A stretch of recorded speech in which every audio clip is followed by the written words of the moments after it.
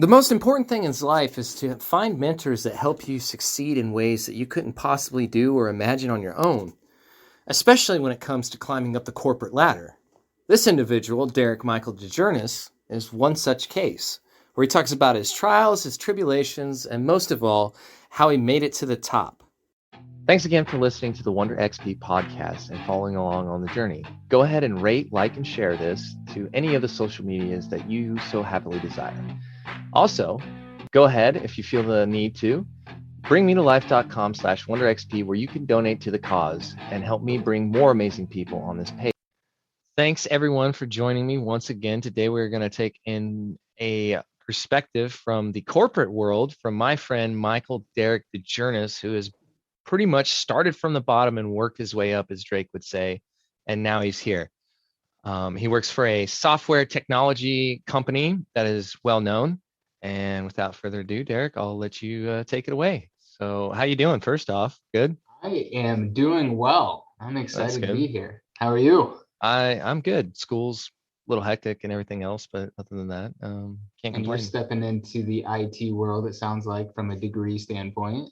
IT and marketing, yeah. I definitely see the future in where we're headed as far as a society.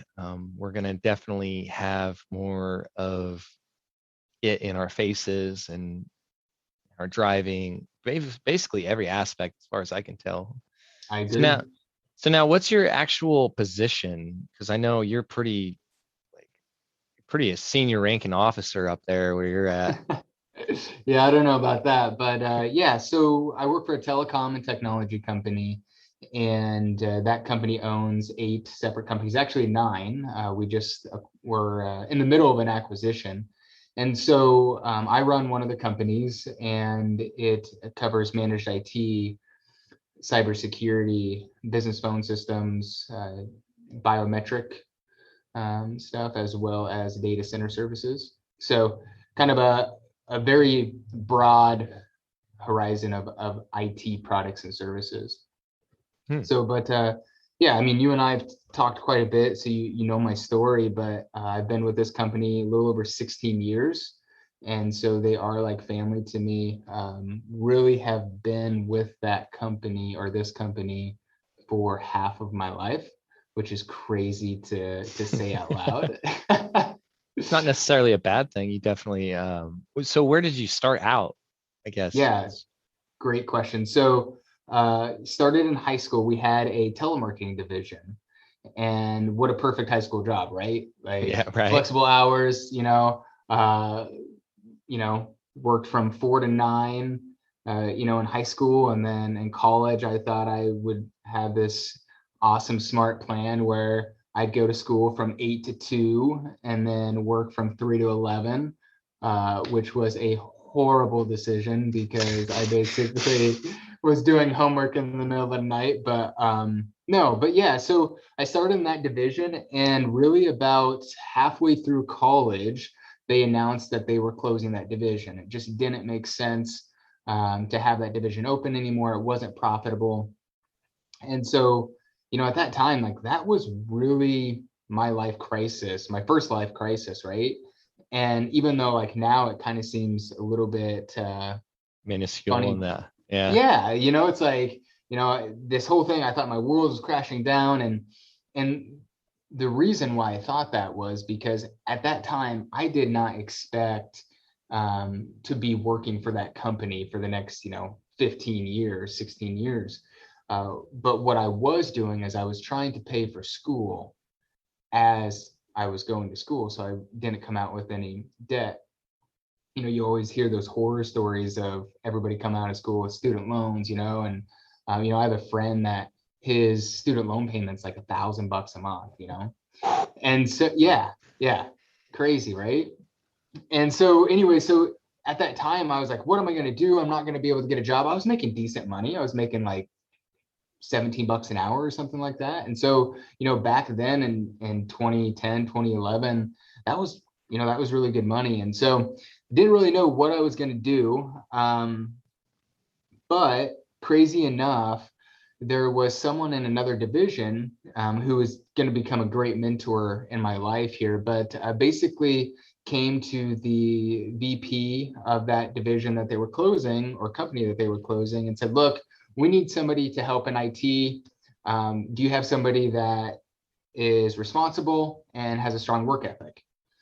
And my name was brought up.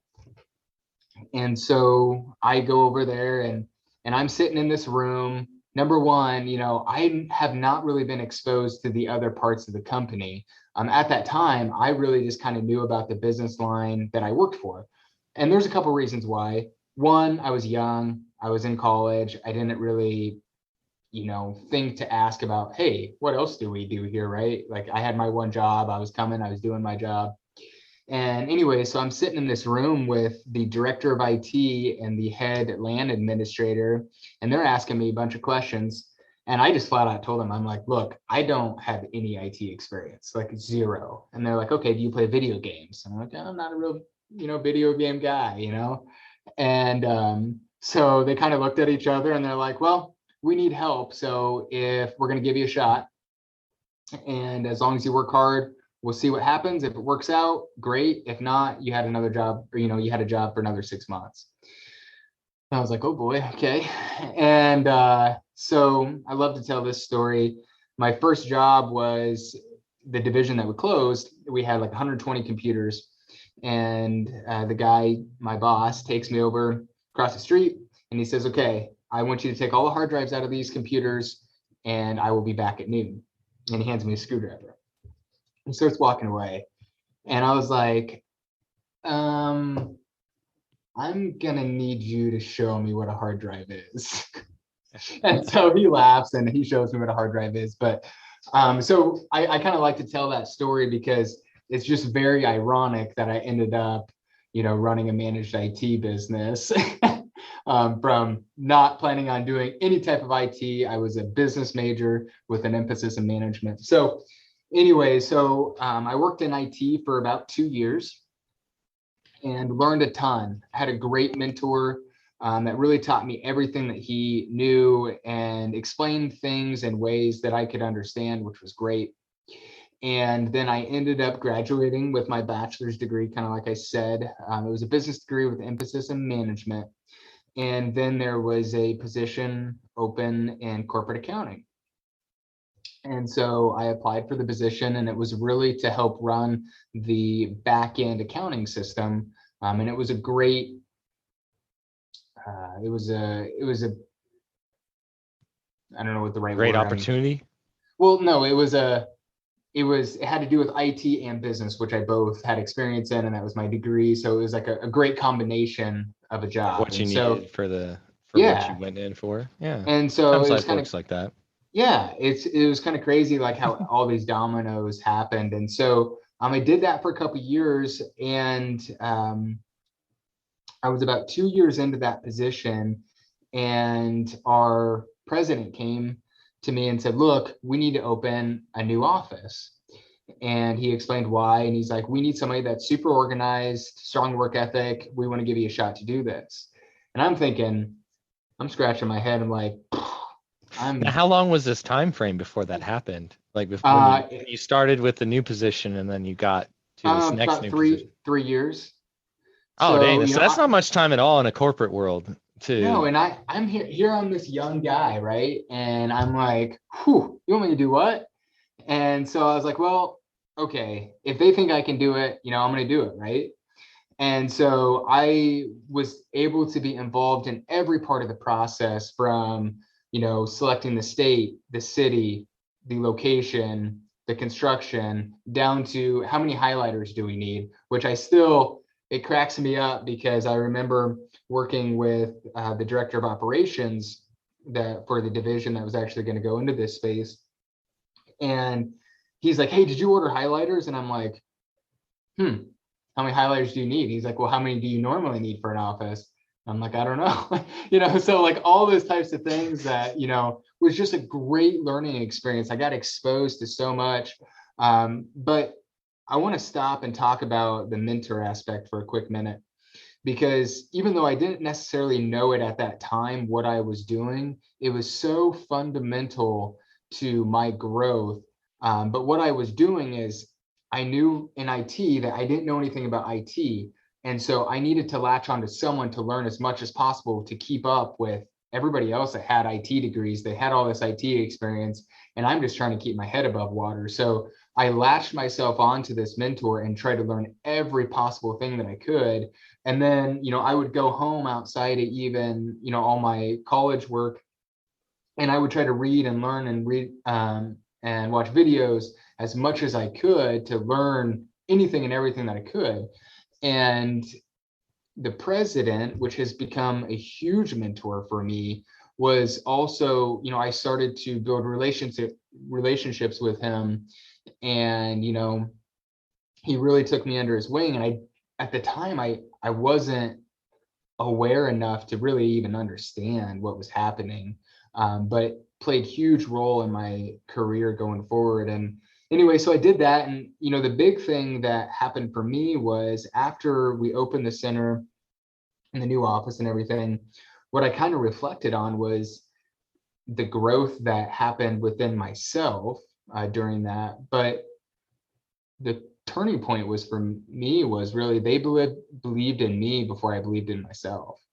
And so that was Right. huge, like, so, and I paid that back later on, which I'll talk about a little bit. But so anyway, so I worked in that position for a little bit, about another 2 years. And then I ended up being a project manager for the company and ran various projects, ran $1 million projects for them, anywhere from software to, new divisions, you name it. I probably did it. And that was awesome because I got to work with so many different departments and teams, right? So one minute I was working with software engineering, one minute I was working with marketing, I was working with accounting, like all these different divisions was really exposing me to every business line and every division and department within the company. And again, this was one of the things that I had no idea how this would impact me today, but there is so many things that I do today that I'm like, man, if I did not have that experience working with Back this then. person or Yeah. and it's Do you just, think your people skills evolved over time with that whole exposure to the different oh, departments? absolutely. Because Absolutely. I know certain people in certain departments act differently than other departments. Yeah. So we call that interpersonal dynamics, right? Yeah. Like the um, IT people are generally more quiet and more shy, and they won't directly like be combative with you if they have a concern. Whereas like maybe somebody on the like customer support rep will be like, yeah, well, something happened in the technology to where we need to work on it, you know. yeah. So I think, throughout that, you learn to be empathetic and very, very patient. Right. And, my biggest thing was I tried to gain people's respect by showing them respect. And so, even back to when I worked in the call center, at the time, I really didn't know it. I kind of figured it out along the way, but, I was the technical supervisor. We did tech support for an electronics company. And, I had no problem being the supervisor. And when things got busy, I had no problem jumping on the phones and helping out. Well, what that did for me is that gained respect from the team. And so because I was willing to do the job that they were willing to do, and just because I have a supervisor position doesn't mean I'm going to stand up and be like, oh, I'm a supervisor, I'm better than you. That job is below me.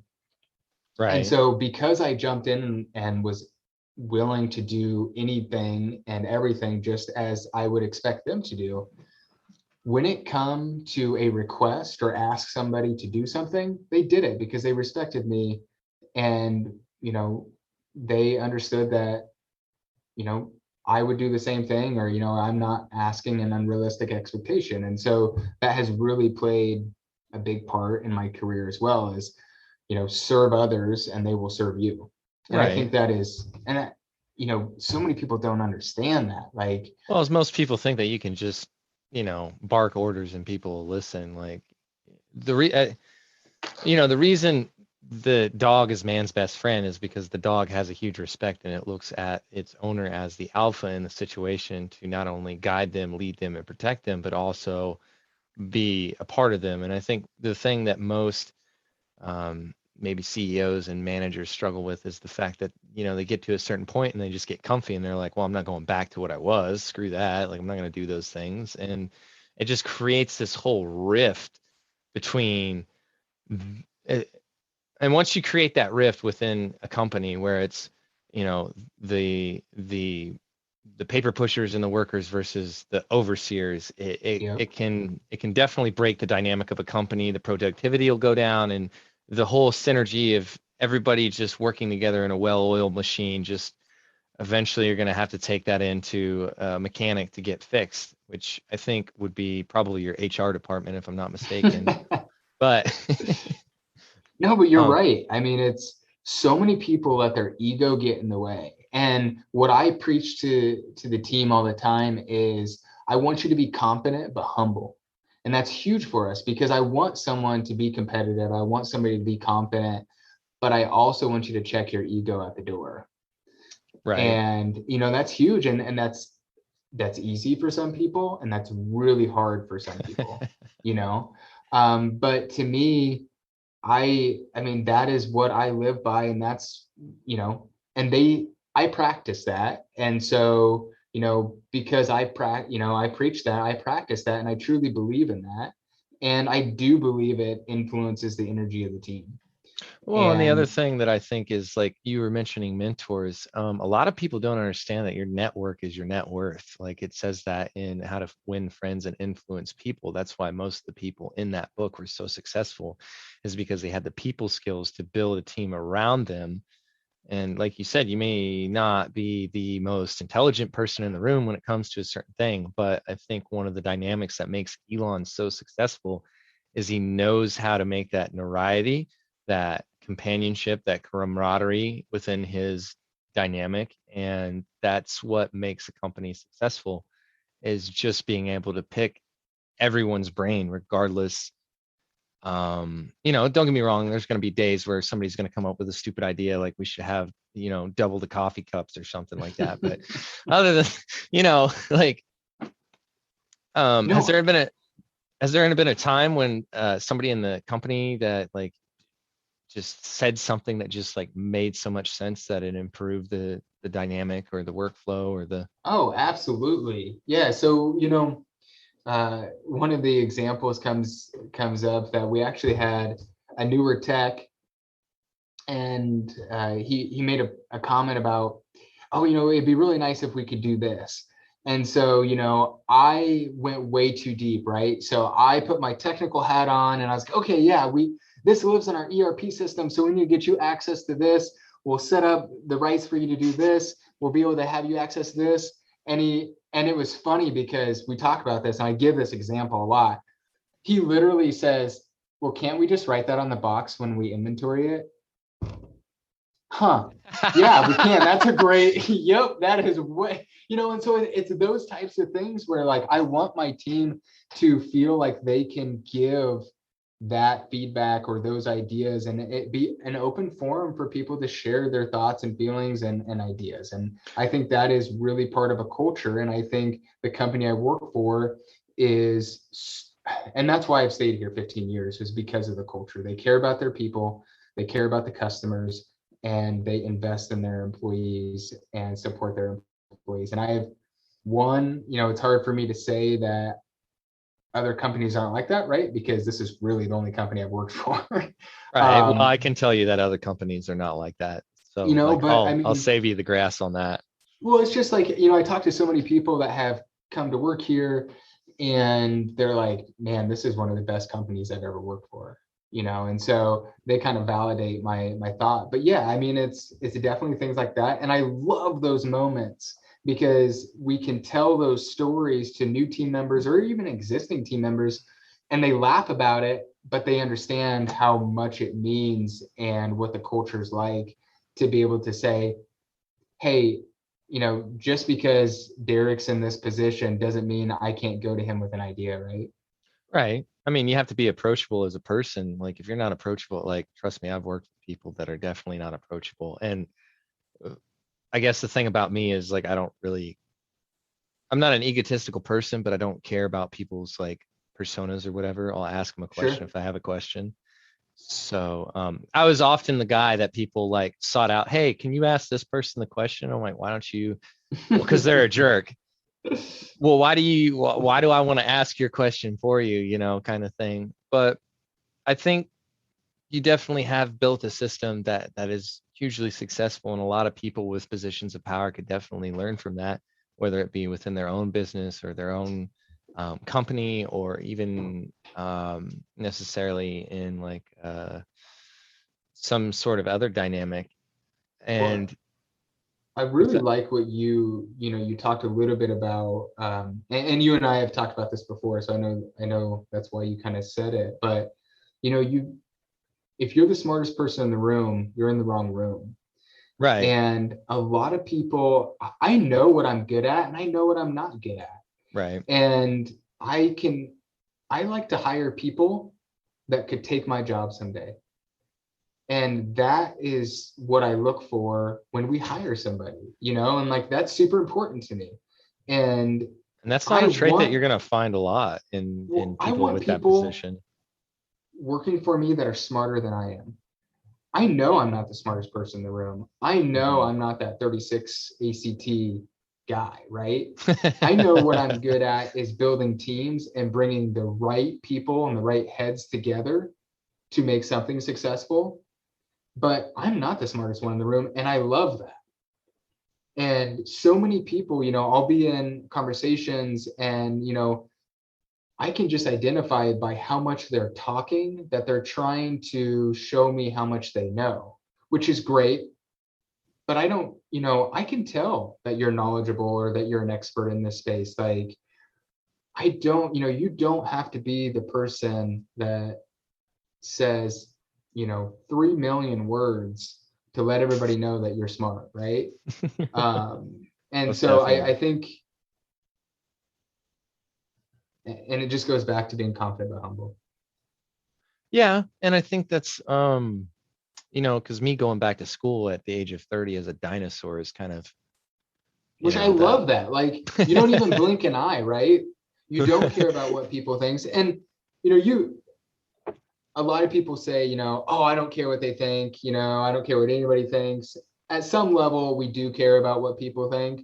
But I like to live under the radar, and, you can think what you want about me. I'm going to live my life, and I'm going to be empathetic towards you. If you have bad will against me, or, you don't like me, that's fine. I don't know what your life story is. I don't know why you may feel that way. Maybe I've just, maybe I've been a butthead. I don't know. Um, like I feel like I'm a pretty nice dude, and I'm nice and kind to everybody. But yeah, I Well, mean, I mean, I'd everybody's got take their you own home to my lifestyle. parents, and we do. Mom, Dad, I but finally found someone. He's a really good guy. but You're the kind of guy that like I would hope that my daughter finds one day. Like, let's just throw that out there. that's Um, funny. right? But yeah, I Just mean, another thing that, so we kind of talked about my journey, at least, and just to kind of finish the journey a little bit, at least kind of to where I'm at now, because of all these experiences, and because I put my ego aside, and I've had the experience to build teams, and I've gained respect, especially at a young age. And remember, a lot of this I did without even knowing what I was doing, right? But then the conversation was really around, okay, you've done this, now this is the next level. You have to run a company to know what it feels like to succeed and what it feels like to fail. Like, that's your next step. And so, and the reason why I brought that up is because, so if we talk about, latching on to mentors, finding them, I had 4 great mentors, and I learned something different, obviously, from each one. And I kind of took what I liked about each of those 4, and that has really formed or molded my management style, or even me as a person. And even to the point where, I can relate to someone that is way older than me more than I can relate to someone that is 22 years old, just right. because I've spent so much time with people that are older than me. But the reason why I wanted to talk about that a little bit is because, I got this position, and we kind of talked about, I like to live under the radar. I really don't talk to a lot of people about my job or my position. Usually when people ask me what I do, I totally downplay it. And I'm like, oh, I just work in IT, or I do this, and I just totally downplay it unless they really, really ask, and then I kind of tell them the story. Secretly, what you're saying is you're an evil mastermind hell-bent on taking over the world. That's what. And nobody knows about it, though. And nobody knows about it in Nebraska. He's just this guy that's just gonna like get the nuclear launch codes, But the reason why I brought that up is because I was, like, this was such a turning point for me in my career. And I don't usually talk to people about my job, but like, this is one of the things where I was like, it was such a pivotal moment for me, that I was super excited about it. And again, I did not go and tell the world, right? I didn't get on Facebook and be like, oh, look at me, I got this position. But it was a very humbling experience. And this is why. Some of the closest people to me, I was so excited to tell. And obviously, I kind of brought it up in a way that was not bragging. And I even kind of downplayed it a little bit, even. And it was humbling because the people that I told that were closest to me didn't really seem like they cared or acknowledged. And I mean, that's one of the things you're gonna run into, man, when you especially when it's your home environment, at least from what I've done, is just, hell, even Jesus wasn't loved in his own community. People do not want to see somebody outstrive them. okay, I love that you just brought that up. I love it. I love it. I love it. So, I told like two people, about this, and they just like didn't even acknowledge that I said anything. They literally moved right on to like right even past what I said. And so I don't want to say it hurt my feelings because I usually don't share that information, but I was kind of like, wow, like, but there was two people that clapped for me. And those people, and the one person, I can guarantee you today, does not even know how much that meant to me. And it wasn't because, oh, pat on the back, Dereck, good job, you get a high five. I wasn't looking for that. I wasn't looking for that validation, but like that really helped me identify my circle. And I was like, wow, if I ever, if something, I always think about like, if I win the lottery, I'm going to give that person $10 million because of, I want to go to them and be like, you're not going to remember this moment, but I was sitting at your desk. I told you this, and I felt supported. But I really like what you said about what did you say about basically nobody wants to see you doing, better Yeah, than when they you are. when you're doing better than other people, I don't know what it is about it. And Tut's even Mhm. faced this within his inner workings, and he's kind of like blown past it a little bit, but people just don't want to be outshined. Like they want to be But the I love limelight. this. So I was 22 years old, and I read a line, and I will always remember this. It said, you want your friends to be successful as long as they are not more successful than you. Right. And when I read that line, it, like, I don't know what it was, but it hit me. I'm like, I'm never going to be that person. Never going to be that Mm-hmm. person. Mm-hmm. And so I didn't have to practice that until about 2 years ago. One of my best friends, and I really, besides maybe you, he is the only person that I really talk finances with. Right. But it's crazy because he's my best friend and we are so much alike.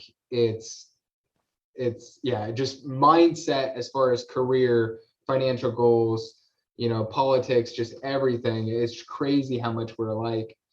And for the most part, he would level up, I level up.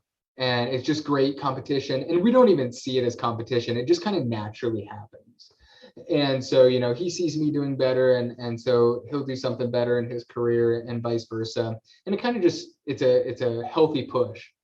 Well, for the most part, and it was really maybe never even talked about, but for the most part, as far as salary goes, I was probably always higher. Now that does not mean I'm better than him in any way, right? And we joked about it, right? And it was all healthy. But about 2 years ago, he left his company and started his own business, and he bought a franchise, and he's killing it, just absolutely killing it. And I am so glad I read what I read back then, because since day one, I have supported him. And even though he's killing it, and he now you can measure success in different ways, right? So, I can sit here and say he's more successful than me, and he is right now in a lot of ways, especially in his career and maybe from a money aspect, definitely. But I am there supporting him every step of the way, and I am celebrating his wins with him, and I am offering advice where I can be of value, and I'm helping him do whatever I can to help make him successful. And because I know that if I give back and I put that work in, somehow that good energy is going to come back to me. And how I kind of see it is, this is his time to shine. Like, he deserves every Right. minute of this. And there's not ever been a time when I'm like, gosh, I wish I was, he's successful and I don't like it, and I want to do it's not like that. Now, has it been, I don't know if it's been hard, but it's made me like rethink, like, okay, what's my next step going to be, right? Like, Right. we've always kind of step one step, two step, and now he's like 40 in front of me. So I'm like, Yeah. what am I going to do, But I don't know, like, a lot of people, that is so hard for them. And I know that so many people, if they truly knew what he was doing, and the revenue that he was hitting in his first couple of years, man, I guarantee you, they would not treat him the same, or they would have a chip on their shoulder and celebrate maybe in front of them or their friends, but behind the scenes being like, I hate that guy. Anyways.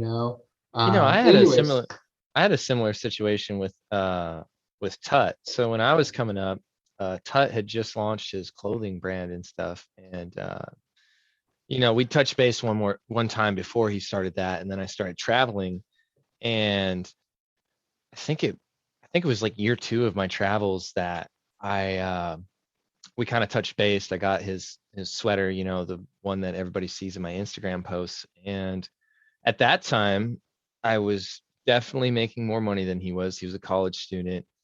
I was seeing the world. I was doing things. I was connecting with people. I was getting on podcasts, and one of the other people that's kind of like, when you talk about a pat on the back, Ryan Detman. Like, I really needed that at that time when he wrote the article about me in the newspaper back home. But Tut, yeah. So, as you know, I was planning to go to Australia. That went through because of COVID, and I had to take like a massive reset back. And I actually took like a year to just figure Yeah. out, okay, what's the next move? And during that time, Tut started this Blazing Trail podcast that's now on a radio station, 89.9, if I'm not mistaken, KZMH or something like that. And so he's got sponsorship from them. He's working in his local community, and he's also he's relaunching the clothing brand because it kind of had a hiatus there for a little bit because he ran into some complications. And like, the roles now have kind of flipped. Now I'm the college student making less money, doing the grunt work, trying to move to the next step. And at first, I had this thought. I was like, man, like, what did I do? And then I realized it never really was about me. And I've always tried to support Tut through his journey of becoming Sure. whatever that next level is, and his brand and stuff like that, and vice versa.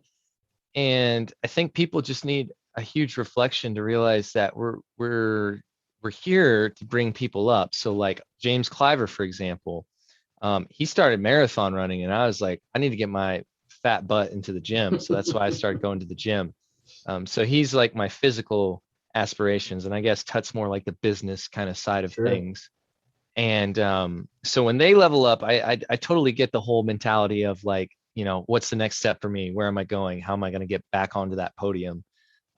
If you don't have healthy competition within your friend group, like, what do you, if you're constantly winning trophies in your friend group, you probably need to upgrade your friend circle a little bit. And yeah.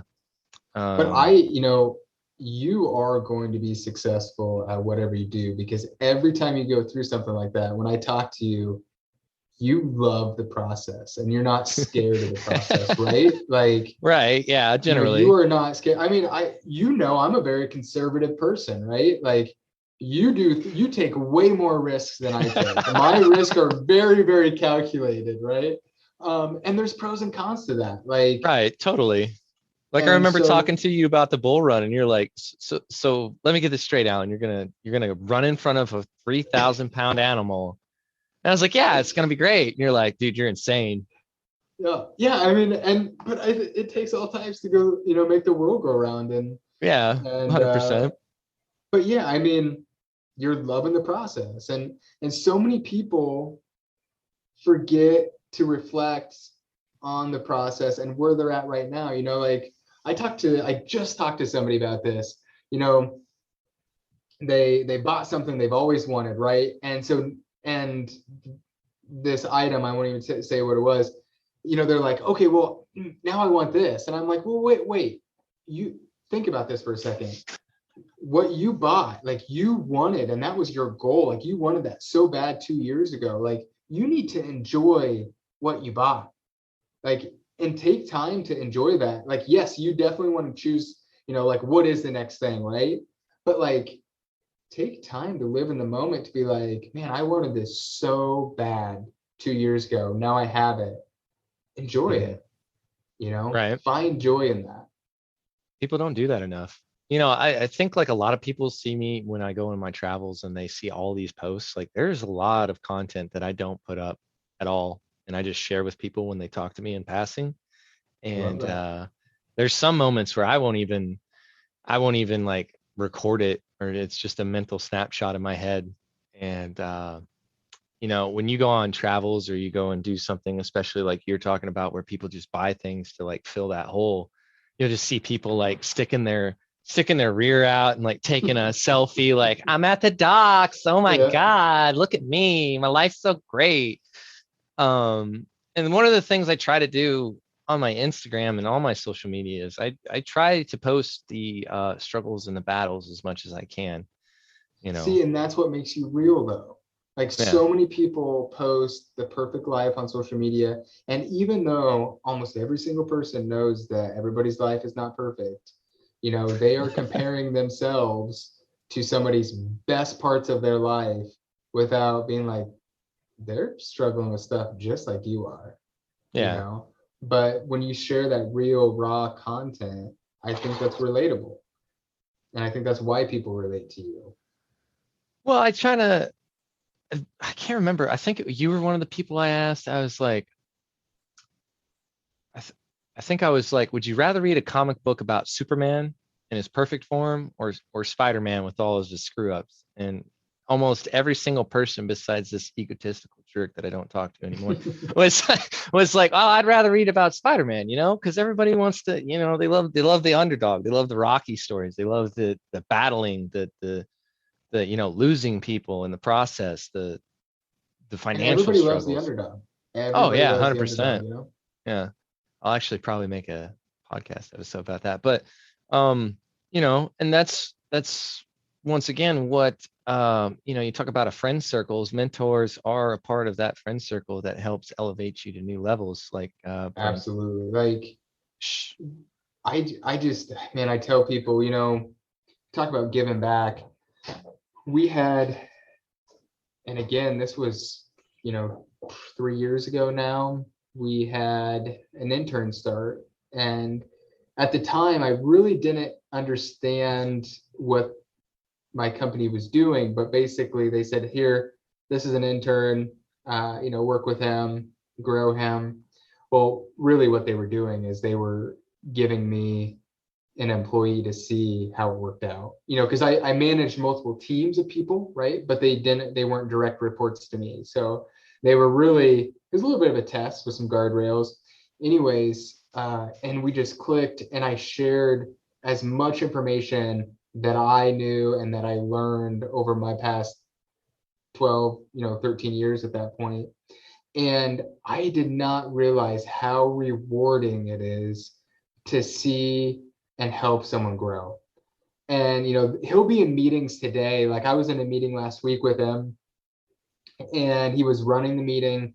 And, a lot about project management is controlling the conversation as far as, making sure people don't get off topic, and managing those interpersonal dynamics and things like that. Anyway, so, when he does something that I taught him, I mean, this sounds cliche, but it makes my heart smile. It's like I was able to mentor him and be that part, of his life and help him out in his career. And that is way more rewarding, than me getting a pat on my back saying, "Hey, you did a great job on this." I mean, that is just so much. And I think that's right. I think that's, you have kids, and that's super rewarding. And then you have grandkids, right? And then you can spoil them. I mean, that is a real reward, right? You got to be careful how you say that. But yeah, so I mean, if you give back, that positive energy is going to come back and impact you. But yeah, I mean, I even, so my boss actually today now, I can't believe I even did this, but I was super young. I was working in IT, right? So I was still in college.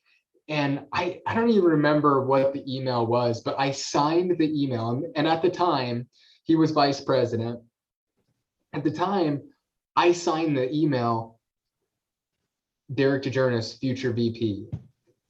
And that was like, looking back on that, like, that was super ballsy. Like, what about if this guy was like, so you really think you're going to take my job? You're little some punk, college kid. And it was just crazy because fast forward 10 years, I was sitting in his office when, we were kind of talking about this job, and he said, "You told me you wanted my job 10 years ago. And, this is the next step to get there." And I was like, wow. Number one, you remembered that, right? And number two, I'm thinking that was really ballsy. I probably don't know if I would do that again. I do not recommend anybody else to do that, but so anyway, so it's just sometimes you everything gotta speak those things into existence, like 4 years ago, 5 years ago, however long it was before I started traveling, I was working at some construction job, and the guys were like, "Well, what are you gonna do?" And I was like, "I'm gonna get on a plane one day. I'm gonna get dropped off in a destination. Don't know where the heck I'm going. It's not going to be on my own will. I'm then going to travel most of the known United States, and I'm going to go across the ocean, and I'm going to get into Europe." And they're like, "Don't know how that's possible, but okay." And I was like, "Oh, it's going to happen. It's like a certainty." And at that time, I had created a folder with all so the fun fact, all the places that I have been to has been in a folder that I used to watch, and I need to update that folder, but I used to watch every single night and then just picture myself there. I'd even like have YouTube sounds of the area with the picture and like watch video. I got really into it. But most of those places I inadvertently went there directly, or I was guided there by somebody to go.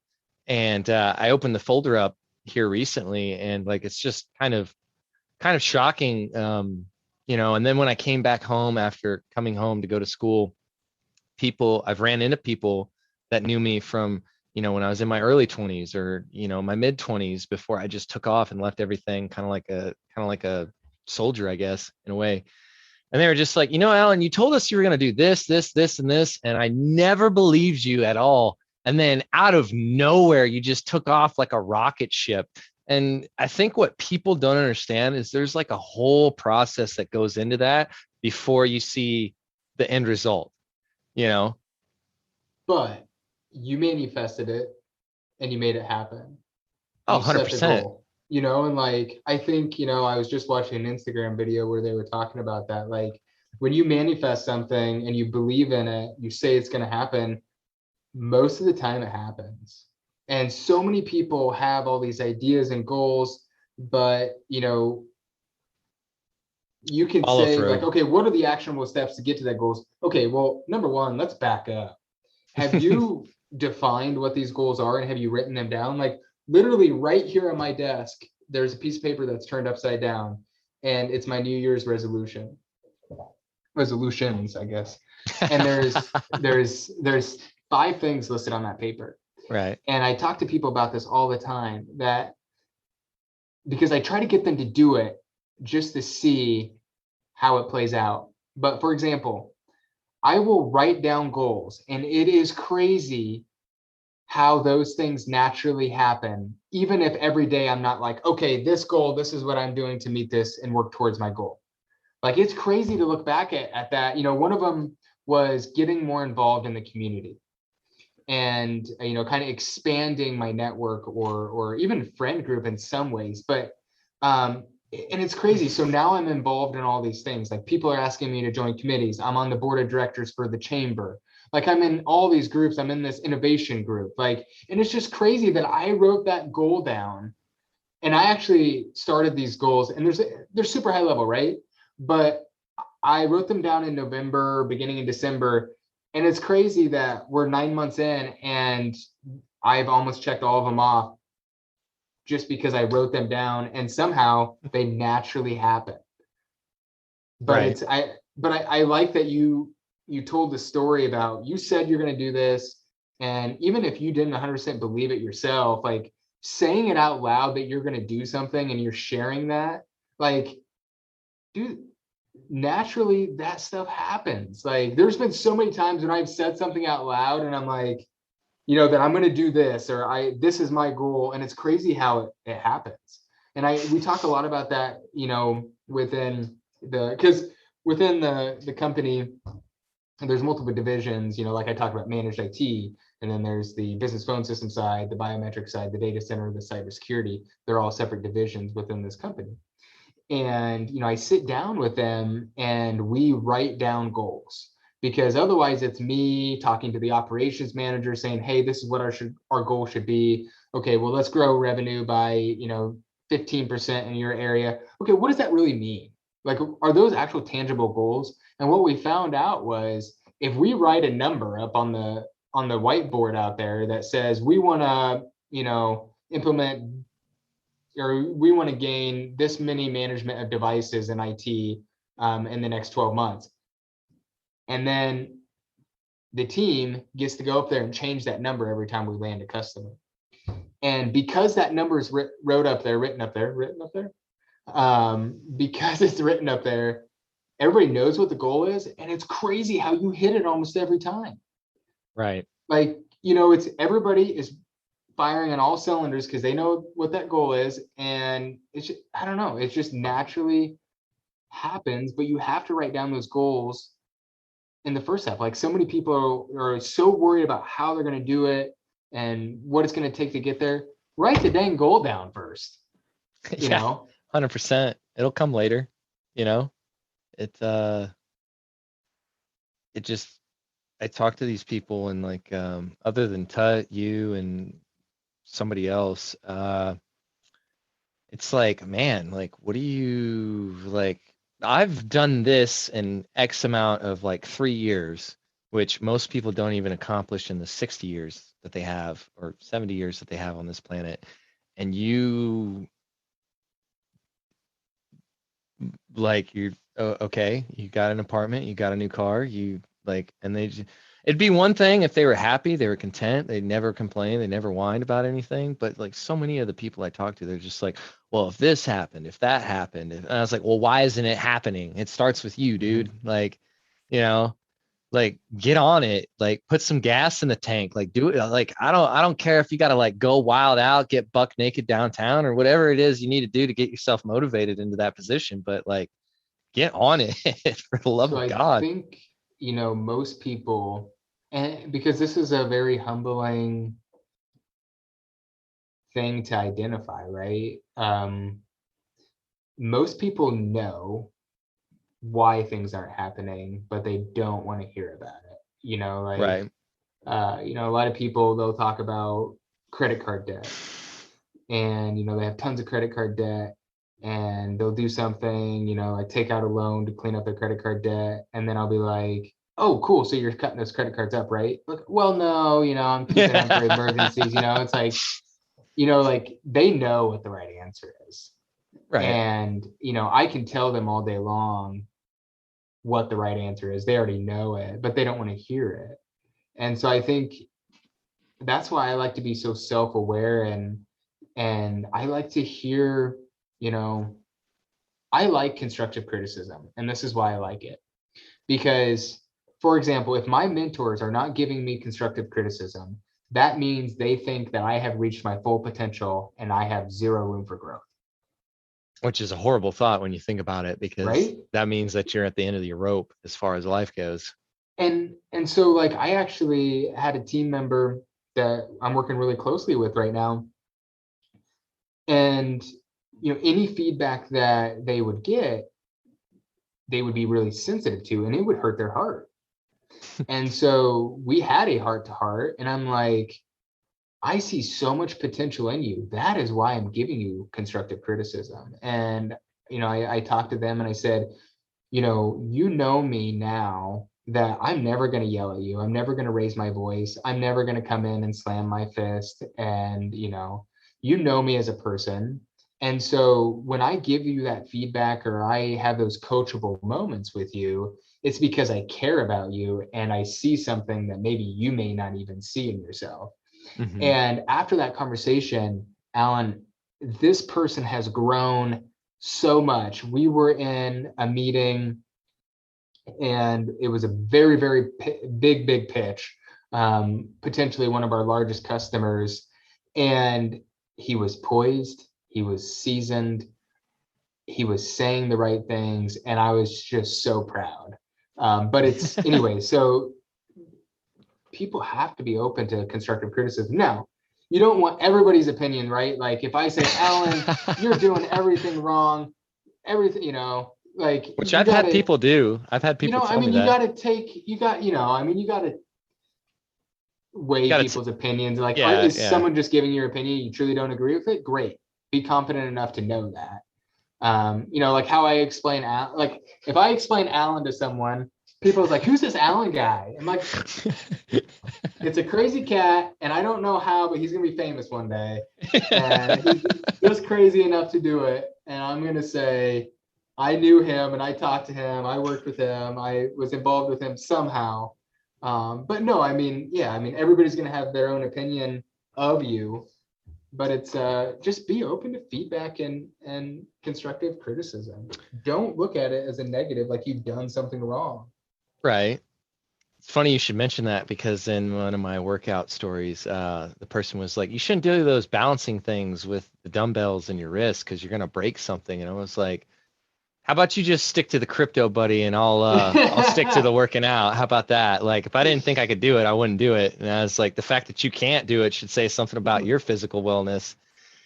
It's funny. They just, yeah, see, like I get ruthless with people. Like, if you're gonna give me criticism, at least take it back. Like one of my other good friends, he's like, so what are you gonna do about kids and a house and all these things? And I was like, that'll get itself figured out. Like I'm in the scheme of like, what field am I gonna go in that's gonna make money, and how am I going to accentuate my personality to the best of the abilities for the potential that I need to be in. And he's like, well, you got a big mouth. And I was like, yeah, that's probably why I'm looking at going into marketing.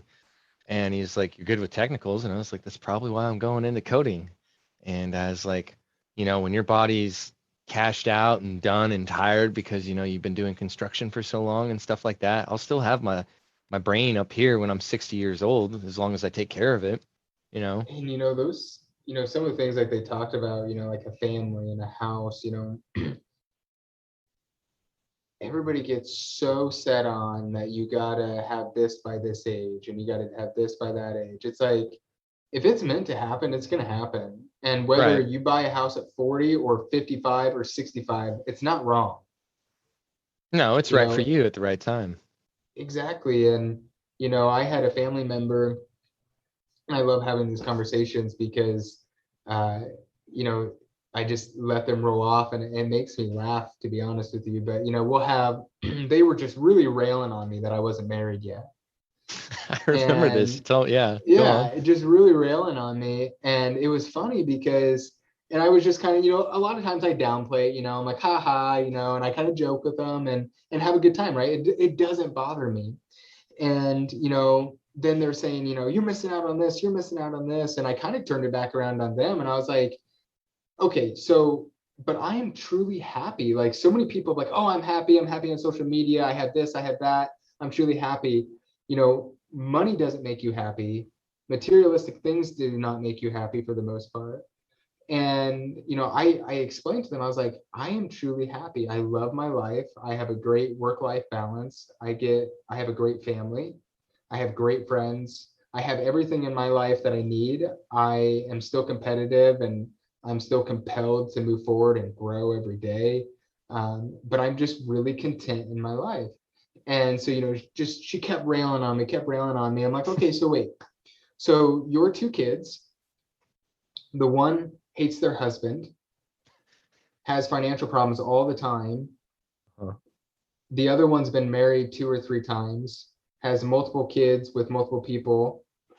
And I constantly hear you talk about how you hate your daughter-in-law or your son-in-law and how they're not doing this and they're not doing that and they're hurting your kids, not physically, but Growth wise, I get it. Yeah, and so I was kind of pointing this out like in a very nice way, right? I'm not going to be super rude and mean, but She still got offended it, didn't she? Well, yeah, I mean, definitely. But what I was explaining to her was, I don't have that, right? Like my life is good. Like I don't have that bad energy. I'm not having to deal with that stress.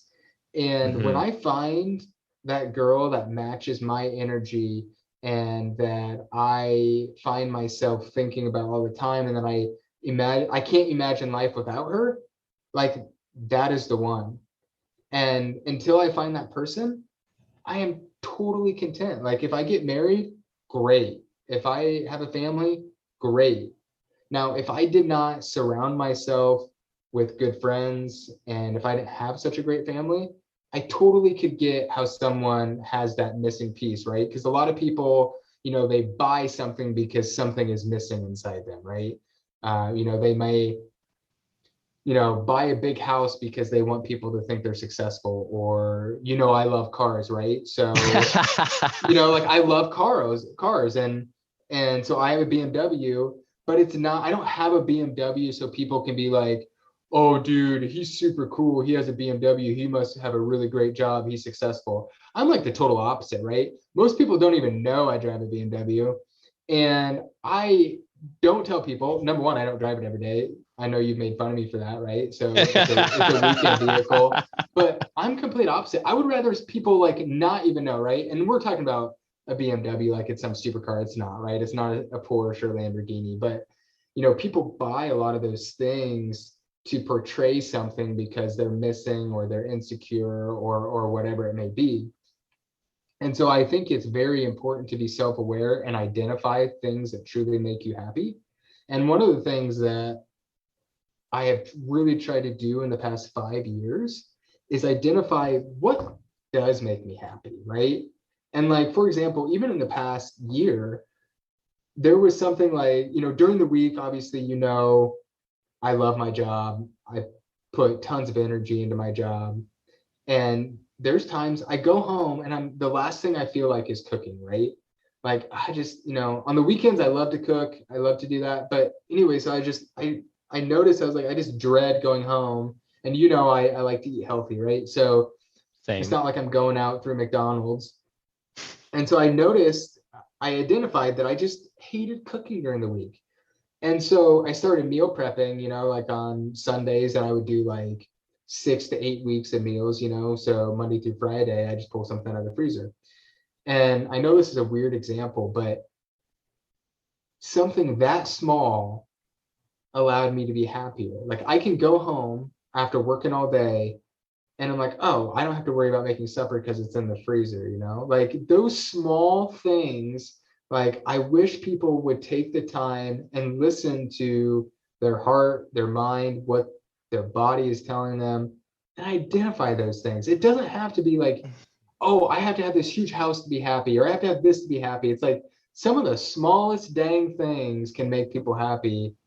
And Look how long it took me to identify that. Like I probably, probably has hated this for 2 years, like, and it just something clicked. And anyway, so I guess what I'm saying is listen to that internal person that is talking to you. It's funny that you mentioned that, because one of my Alex, the great crypto investor, he was talking about how, I'm going to get a Maserati. And then he was asking me what I would get. And I was like, you're going to laugh at me when I would say this. And this is only because I've been around vehicles like that, and they don't really I just understand the monetary aspect to them, Sure. But he's like, what kind of vehicle would you get? And I was like, I'd probably get a Honda Civic Type R with all the bells and whistles. And he's like, so let me get this straight. You're going to be a multimillionaire, and you're going to get a $40,000 sports car with a 4-cylinder motor and a 6-speed manual. And I was like, yes. And he's like, that's going to be your daily. And I was like, no, I'll probably get like a Toyota Prius or something for my daily. And that'll just be like my little special whip. And he's like, right. So if you had the ability to buy a Lambo, and I was like, nah, I wouldn't. And he was like, why? And I was like, it's just not me. See, I love that right there. I Like, love that. I love that so much that you have enough self-awareness to identify that. Like, right. I mean, I am so passionate about cars, right? Like, we won't get into that, but like, that is me. Now, would I go buy a Maserati because I can? No, I'm not going You to do should. that. No, I'm just kidding. I'm not saying I can. I was talking about if I was, super wealthy, but or a Lambo. Like, I have to love that thing to buy it, right? Because otherwise I'm gonna feel guilty having that thing in the garage. Like, did I really just spend $400,000 on a car to look cool? Right. Like, did I really spend $400,000 so I can drive by somebody and they say, "Oh, dude, that guy's killing it. He has a Lambo." No, Right. not that. That is just not me. Like, if you're a car person and you want to come talk cars, and I have a Lamborghini because I love Lamborghinis, like, yeah, let's talk cars. But I don't need somebody to be like, "Oh, dude, like, he's killing it. Did you see him in the Lamborghini?" I'd That's rather be just like, tinted windows, keep on driving by, don't look at me. right. Like, You some know? people, like, that's actually in my folder of things that I'll eventually manifest, on top of like 1 million followers on Twitter and Instagram. And like, actually, I think I bumped that number up to like 6 million, and then have one like a couple 100 million in my bank account. But Boom. yeah. Here first, here live broadcasted. But like, it and it's not just him, it's other people that have asked me that question, and it just like shattered their mind. And they're like, but you wear chains, and you wear silver chains. And I was like, I wear silver chains. And they're like, I don't understand. And I was like, how many rappers and artists and football players do you see wearing gold Cuban links? Well, all of them. And I was like, yeah, I don't want to be like all of them. I'm okay with silver. I know it's poor man's gold, but like, I like the style. I like the flash of it. I like that you just mentioned, I don't know if you saw the interview with Jay-Z, and they talked about, when Jay-Z had nothing, he was decked out, name brand clothing, like all these chains, like gold chains, uh, you know, watches and everything. And now you see Jay-Z, and he's in a It's got black a t-shirt. black Yeah, he's in a t-shirt black and t-shirt, black jeans. jeans, just like super, living under the radar. But because he doesn't need that in order to show his success, people know he's successful. But I think that comes with maturity and experience. And I do think that there probably are some people that, like, if you want to wear name brand stuff, like, all for it. Like, I do think there are people out there that love, that name brand stuff for the right reasons, right? For the quality, not because look at me, how successful I am. Like But Supreme. I've noticed, like, in the last probably 5 years, when it comes to clothes and stuff, like, I would rather not have a brand on it. Like, like, Yeah. I like to think like I'm somewhat of a stylish dude, right? Right. But I don't need that brand. And because the thing is, I was talking about this the other day with someone, and it was a great conversation, because the people with real money, they don't have to tell you they have money. think about, I mean, and really think about that for a second. And I started to reflect on the people that I know that truly are wealthy. They're not, they're not rolling up in a Lamborghini and, and these people have millions of dollars in the bank. Now, if they would, I wouldn't have any disrespect for them. Like, but I'm just saying, like, if you have, I mean, when you get to that point and you're confident but humble, I mean, people can tell that you have money without you saying it and without you being a douchebag. Right. Right. And don't definitely, besides Maseratis are ugly. Like, who doesn't want a JDM like Honda Civic Type R? Like, that thing's so sweet. Like with the red lights, like, don't get me wrong, like I'm probably gonna do some mods and deck it out, but like that's gonna be like my gym. That's my dream car is a Porsche 911 GT3. It wraps to 9,000 RPMs. The handling of a Porsche is the best in the market. The gearbox in a Porsche is best. Like, I love the experience. I love the driving experience, right? Like, someday. They are definitely, I actually had the chance to drive a high-end Porsche, and I think at the time it was like a 2016, and I was in the year 2017 when I was doing that for detailing, and that thing was pristine. And I love the engineering behind it. Like, yeah, it's both an asset and a flaw, because when you go to work on those things, it is a pain in the ass, and you have to take it in somewhere to get it fixed, which, like with even an Elysian GTR, like you can still kind of disassemble it yourself. But because I'm kind of one of those people, I always grew up, well, my old man, he works on cars, and it kind of just stuck with me as I've gone on. Like, I'm not gonna pay somebody to do my oil change. I'm not gonna pay somebody to do my transmission. I can do my brakes myself. I can rotate my tires. Like, so, it's funny that you bring that up, because obviously, me being a car guy, there's so many times. Well, one, it's one of those things where it's so hard to find a mechanic that you trust, right? oh yeah, for sure.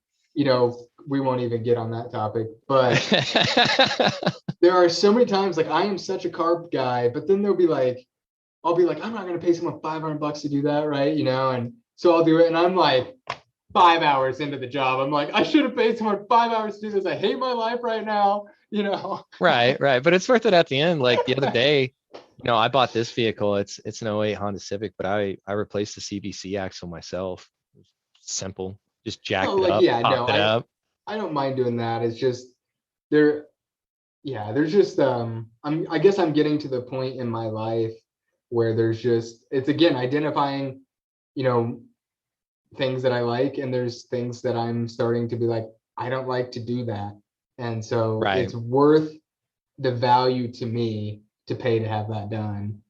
And not go through it. But I don't know, like, I end up repeating. Well, there's some things I'll definitely pay somebody to do, but if it's like anywhere from an hour to 2 hour job, I'm gonna do the damn thing myself. Sure. Yeah, for like sure. If it's like like you got to replace the hub. Well, like, and that's the thing I like about the car I have now. Like, if I needed to replace something on it, it is so easy to do so. Sure. Like, I love the simplicity on it. It may not be a panty dropper when you're driving down O Street, and it may not have all the lights and bells and whistles and whatever, but it gets the job done, and that's all I really care about. And I think what people try to do is they spend too much time impressing people. And one of the things that most people ask me is like, oh, you're just traveling to, and I was like, no, I never did any of the traveling to impress anybody. I wanted to do those things myself. Like, I realized after working so many 9-to-5s and construction jobs and stuff that, like, I just wasn't meant for that. And I'm still figuring out that process of how to be that person. There's things I'd like to be, like a international best-selling author and a motivational speaker. But yeah, what was your question? You had one. The reason why I stopped right away is because, one thing that, just to kind of throw this in there, I think it's so important when people have conversations like this, that they're actually listening to what you're saying without thinking about what they're going to say next. So that's why I stopped immediately and started listening. But no, I think traveling, the experience one has, I wish everybody had the experience to travel to another country. And I'm not talking about just Canada. Or Mexico. Mexico You know, doesn't but count either. it makes you such a well-rounded person, and it makes the experience that you gain, I think it is so valuable to one and our culture. And we've talked about this. I have great friends in Czech Republic, right? And the story is crazy how I met them, and we won't tell that today. But you know, I was so blessed to have the chance to go over and visit them, and their family welcomed me with open arms, and it was such a cool experience. It's one of my top experiences in life, to be able to basically be immersed in their culture, and they took me in, and it was so cool to see. I thought, you know, I didn't know what I maybe was going to expect. I guess maybe I didn't know what to expect, but like, it is crazy how different but alike we are. Mm-hmm. Like, you know, you It's think beautiful. people are going to be so different, right? And there is cultural differences, but yet it is crazy and cool to see how much we're alike at the same time. Oh yeah. And so I don't It know, opens your eyes. yes, yes, Yeah. yes, yes. Like, just And because you're on the other side of the world doesn't mean, like, you know, there's not great things and bad things. You know what I mean? Like, it's man, I love them so much. It is crazy that some of my closest friends live in another country, and that, I don't know, like, we are just so close, and it's crazy. It's crazy. yeah. I have one of those in England. She's actually a good friend. Shout out to Emily Yates if you're listening, which you should be. You know, She's and probably the like an great. hour in. She's like, I was done 30 Oh no, minutes ago, I'll Al. definitely take snippets and like put it in. But fun fact about her, so like we actually met through Halo. That's And crazy. yeah, so Halo 3, right? That was like when we were like 15, 16. You know, you So probably a year 18, ago. 19.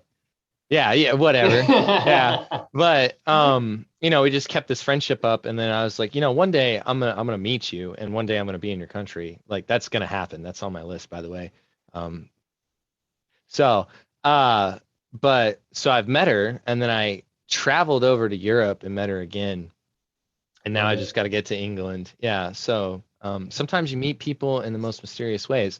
Prime example, the person I'm currently talking to, and we're communicating, and we'll see where it goes. But Shannon Shine. So I walked into her store probably when I was like 27, 28, and just got out of Montana, came over all the way from the United States over into Maryland, and wound up in this podunk town called Cumberland, Maryland, right? This woman at Dude, I've been to Cumberland, Maryland. what? Dude, Yeah, that's oh my God, that's insane. I've been How? there because we have a center right by there. There's basically, okay, so you know Cumberland, um, Cumberland basically, like, if you drive like 10 minutes, then Outside the city limits well, or like, inside? yeah, okay, so we have an office in Frostburg, and so it's basically Frostburg, Cumberland, like, Dude, yeah. that is insane, bro. So, So I oh know my exactly. I know God, all the towns. Yeah. that is Anyway, so I wild. know Cumberland, right? I've been to the Walmart in Cumberland. I've Oh been my to goodness. a sandwich shop. I can't remember what it's called. It starts with a D. Like, yeah. I think Anyway, I so know I've the been to one. Cumberland, Maryland, multiple times, probably Right. five, six So times. at 24 and 25 years old, I think she was 23 when she started. She owned a business, a shop there, a little metaphysical crystal store that she like did things, and she actually helped prosper the area around her and help people build shops around that. And then just before COVID hit, she ran into something where it was like really a life changer for her, and she just realized that she didn't want to continue to run the shop. She had done the things that she wanted to do. But anyways, so flash forward to the time that I went to Cumberland, Maryland. So like, you know, as well as anybody that listens to me or follows me, that I absolutely love crystals, right? So one of the things I do is if I'm in an area and I just feel it, I'll try to find a metaphysical store and find some sort of a crystal to give somebody or something. So flash forward, I Googled it. This store was closed for 3 solid days. So for 3 days, I tried to get to this store and she wasn't in. So then finally the third day, like she was bound, damn determined to not let me in the store. And I just stood outside and I was like pointing at the crystals and I like waved my hands. And then I think at one point I like got out a wad of cash and I like just held it up because I was like, you're not deterring me away. I've come here 3 times. I'm buying something in that store. And so like she opened the door and I was just like, for a business that's on Google that says it's open continuously from these hours to these hours, like it's very frustrating to come here for 3 straight days and not be able to access your store. Now, I just want you to know, I say that with honest sincerity, and I'm not mad at you because people have lives, but like whoever the business owner, which she was a business owner, I was like, whoever the business owner is needs to really figure it out. And she just like looked at me and she was like, well, I would be the business owner. And I was like, oh, well, hopefully you're doing okay. I was just like, yeah, so I'm looking for this crystal. And like, I totally skipped past it. I was just like awkward moment, skip past it. I was like, da da da da da da. And then, so flash forward 4 years later, she's been following me on my travels. I sold some of my jewelry because I made it to her. I made some before I went on my travels and stuff. So she took some of my inventory and, so she was following me along on this journey of me going from state to country to whatever. And I don't know what it was, particularly one day, because we kept in touch, but it was more of a professional business level. Sure. And then just one day we were like, we should meet up in Chicago. And so we figured a few things. So she's the Chicago girl. Yeah, she's the Chicago girl. Yeah. That's so cool. yeah. So maybe one day, depending on how things go, I'll be like, yeah, so kids, I was a total jerk. I walked into this business and there she was. Yeah. So it's just kind of crazy how when you go about life and you just do the things that you're doing, you just encounter these NPCs that become pivotal. Like, I don't even know like what got us to start talking. Like you like what? I have zero. I don't know. I think we started talking about social media. I think we were like social media metrics or strategies or something. I can't even remember.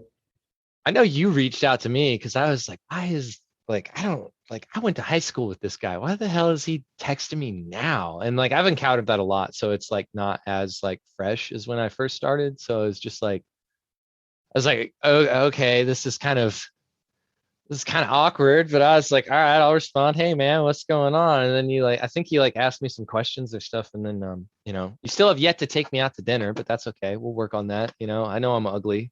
It's, I know you're, yeah. I know you're a busy guy and you got a lot of stuff going on. No, I do. I need to get to Lincoln and I figured we'd sit down and have a beer before we'd be doing a podcast together. That's kind of crazy. Well, I mean, yeah, I as Shannon puts it, I work quickly and act fast and think correctly.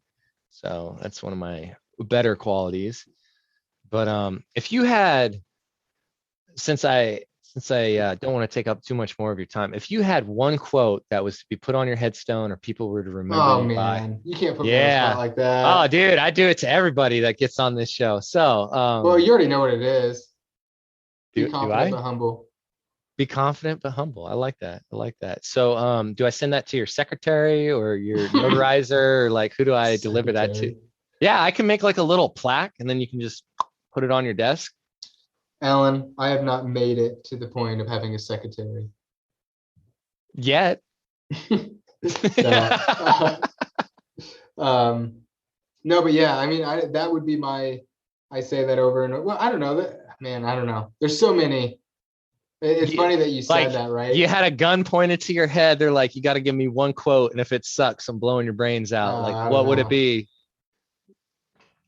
Be confident but humble. I mean, the things that I live by is show respect to everyone, show respect and be kind to everybody, no matter who they are.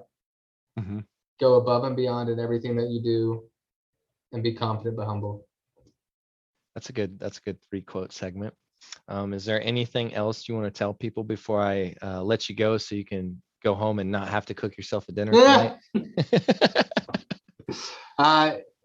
Just be you and try to identify what makes you happy in life and do that. Thanks again for listening to the Wonder XP podcast and following along on the journey. Go ahead and rate, like, and share this to any of the social medias that you so happily desire. Also, go ahead, if you feel the need to, bringmetolife.com/WonderXP, where you can donate to the cause and help me bring more amazing people on this page.